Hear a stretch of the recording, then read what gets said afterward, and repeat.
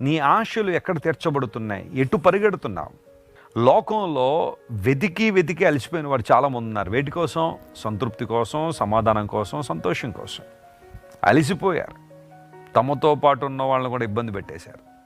కానీ దేవుణ్ణి వెంబడించేవారు, క్రీస్తు ప్రభు యొక్క ప్రేమ మాధుర్యాన్ని అర్థం చేసుకున్నవారు ఆయన స్వరూప దర్శనంతో తమ ప్రతి ఆశను తీర్చుకుంటున్నారు.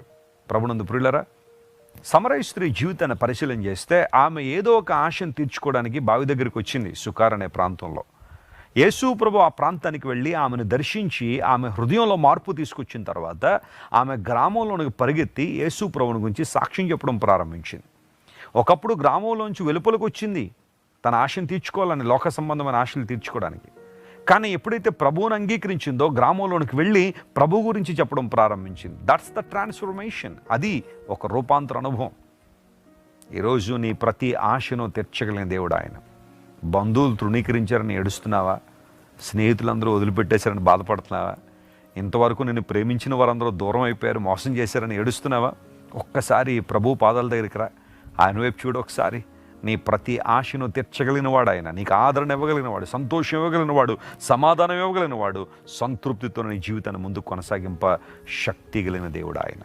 ఆయన వైపు చూస్తావా? ఈరోజు ఈ వాగ్దానాన్ని క్లెయిమ్ చేసుకుని ప్రభువును స్తుతించండి. బలమైన కార్యాలు మీ జీవితంలో దేవుడు జరిగిస్తాడు.